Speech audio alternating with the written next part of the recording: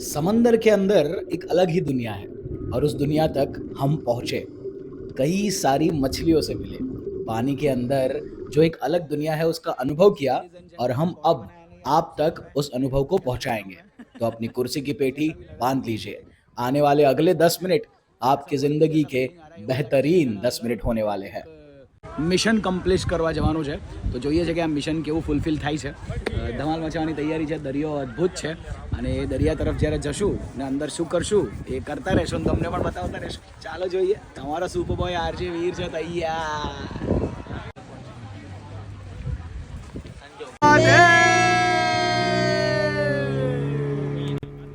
और ये हमें बोट में बिठाकर समंदर के उस भाग तक ले जाया जा रहा है जहां हमको पानी के अंदर ले जाया जाएगा. अच्छा ओके सर ड्राइवर તમને હરેક મિનિટ આ સાઈન પૂછશે આર યુ ઓકે તમે ઓકે હો તો ઓકે નું નહીં ઓકે હોય તો આમ આમ. બરાબર हमको अभी टिफिन नहीं आ रही क्या तो ये स्कूबा ड्राइविंग का ड्रेस तो इन्होंने पहना दिया. अब ये मुझे और मेरी बहन को एक एक करके पानी में धक्का मारने वाले हैं. और ये ज़िंदगी का पहला ऐसा धक्का है जिसमें इतना बांध के हमें पानी में डाला जा रहा है. वैसे तो मैं स्विमर हूँ पर इस केस में समझ नहीं आ रहा है कि अब क्या होने वाला है. मेरी दिल की धड़कनें तेज़ है और उल्टा करके मुझे नीचे डाला है. और भाई साहब ये हो गई शुरू एक अलग दुनिया. यहाँ का एहसास बहुत खूबसूरत है.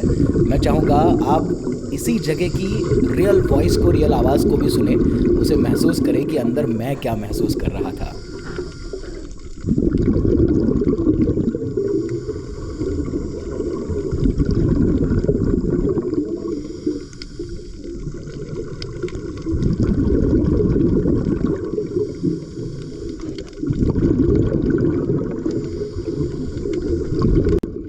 और जब पहले ही मैंने दरिया के अंदर जाके उसकी धरती पे पैर रखा तो मुझे लगा मैं पहुंच गया. और मैं अनकंफर्टेबल था थोड़ा क्योंकि सिर्फ मुंह से सांस लेनी और छोड़नी थी. तो मैं चाहता था कि उसे निकाल दूं जो मुंह में डाला है उन्होंने ऑक्सीजन के लिए. फिर याद आया कि ऐसा नहीं कर सकते, मुंह तो हिला भी नहीं सकते. फिर मैंने नीचे जाके मिट्टी को महसूस किया. वहाँ की मिट्टी और इस धरती की मिट्टी में वैसे कोई फ़र्क नहीं है पर एहसास सच में अलग होता है. मछलियाँ इंसानों से डरती नहीं है ये देखकर मुझे अच्छा लगा क्योंकि अगर इंसान नीचे जाके उनको डराते होंगे तो वो शायद डरती और मेरे पास भी नहीं आती. पर इससे पहले इंसानों ने शायद उसे नहीं डराया होगा. तो मछलियाँ बड़े प्यार से मेरे आसपास खेल रही थी.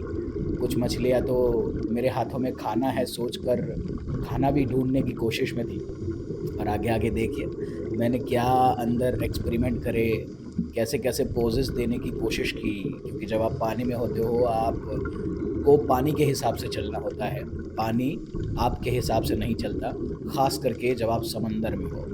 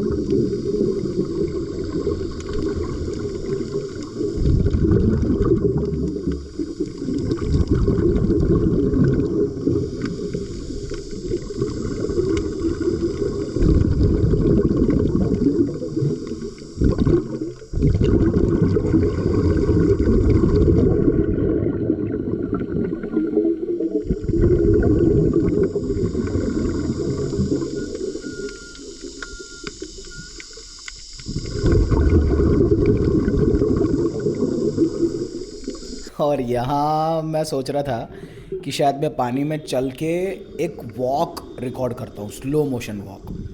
पर चलने पे एहसास हुआ कि नहीं, मैं अपना पैर नीचे की तरफ चलने के पोजेस में रख ही नहीं पा रहा हूँ.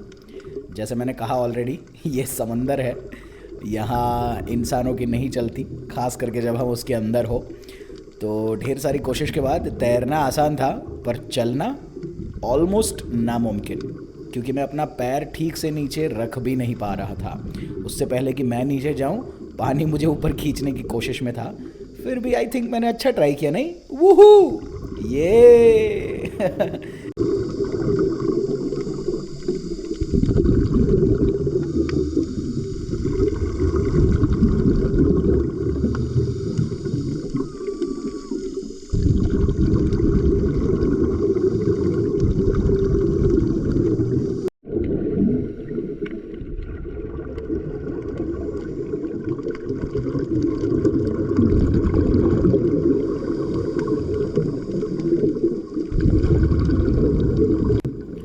तो इस तरह आदि योगी महादेव का नाम लेकर मैंने फाइनली अंदर ध्यान केंद्रित करने की कोशिश को साकार कर दिया।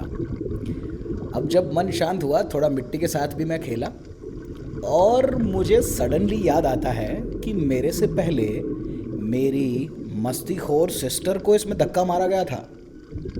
तो वो मस्ती करते करते कहाँ चली गई, ये सोच ही रहा था कि वो मेरे को सामने दिखी कि अच्छा ये तो पूरा समंदर घूम रही है और मैं इतने में ही यहाँ चलने की, पोजेस देने की, मछलियों के साथ खेलने की कोशिश कर रहा हूँ। फिर मैंने उसके साथ थोड़ी मस्ती करी। वो लोग सामने से हमें कैमरा पकड़ के जो खड़े थे हमारे इंस्ट्रक्टर्स, वो बता रहे थे कि ऐसा पोज दो, ऐसा पोज दो, पर हम अपने खुद के पोजेस देने की कोशिश कर रहे थे। उसमें कुछ लेम पोजेस भी उन्होंने करने के लिए दिए, पर हमने उनको इशारों में ढेर सारी बातें बताई। आप देखते जाइए हमारे इशारे, शायद आप भी समझ जाए कि हम उन्हें क्या कहने की कोशिश कर रहे हैं।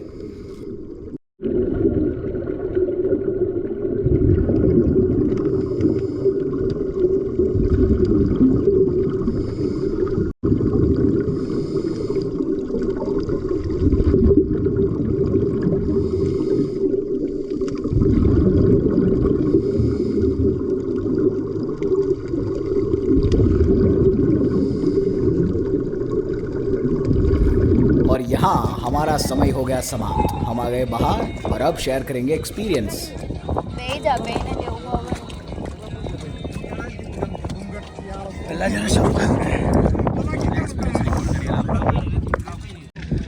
જ્યારે ચાલુ થયું ને ત્યારે મને એવું થતું હતું કે અંદર જવું જ નહીં, કારણ કે નાકથી શ્વાસ બંધ થઈ જાય, ખાલી મોઢાથી શ્વાસ લેવાનો હોય, એટલે એ ફિલિંગ આવે કે જવું કે નહીં જવું એમ।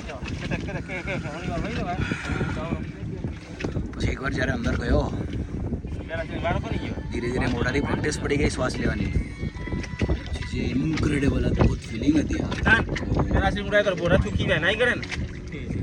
મતલબ એવું લાગતું હતું કે બહાર જ નહીં આવું। ને મજાની વાત છે કે આ દ્વારકાધીશનો ચાંદલો હજી બી છે, મારો બી છે।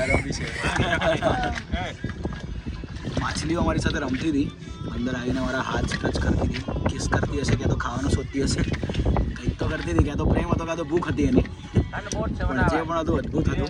ને જતી વખતે થતું હતું કે જવું નથી, ને ગયા પછી થતું હતું કે બહાર આવવું નથી। અદ્ભુત।